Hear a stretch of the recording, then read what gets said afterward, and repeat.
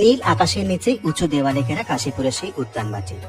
একসময় যার মালিক ছিলেন রানী কাত্যায়নীর জামাই গোপাললাল ঘোষ। প্রায় 11 বিঘা জমি জুড়ে ছিল এই বিস্তৃত বাগান বাড়ি। রামকৃষ্ণদেবের ভক্তরা প্রতি মাসে 80 টাকা ভাড়ায় বাড়িটি নেন। প্রথমে 6 মাস, পরে আরো 3 মাসের চুক্তি হয়। সেই নিস্তব্ধ সজীব পরিবেশেই পরে হয়ে ওঠে এই মহাত্মার লীলাক্ষেত্র। 1885 সালের 11 ডিসেম্বর অসুস্থ ঠাকুর শ্রীরামকৃষ্ণ এখানে এসে উঠলেন।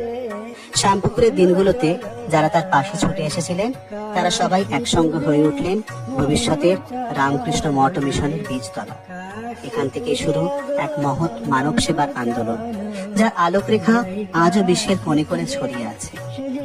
এবং সেই স্বর্ণময় সকাল 1886 সালের 1 জানুয়ারি, প্রথম কল্পতরু দিবস। বাগানের পথ ধরে হাঁটতে হাঁটতে শ্রীরামকৃষ্ণ গিরিশকে প্রশ্ন করলেন, তুমি যে সকলকে অত কথা বলে বেড়াও, কি দেখিয়াছ বা বুঝিয়াছ?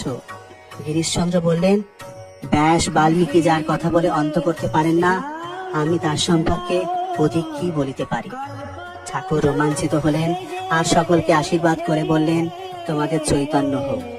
আর একে একে শিষ্যদের স্পর্শ করে দিলেন অপরূপ দর্শন আর আত্মন্বেষের অভিজ্ঞতা। কাশীপুর উদ্যানবাটি ইতিহাসের সেই অলৌকিক দিনের আজ এক জাগ্রত স্মৃতি। এই তো আমাদের কলকাতার ইতিহাস, কল্পতরু উৎসব আর কাশীপুর উদ্যানবাটির ইতিহাস।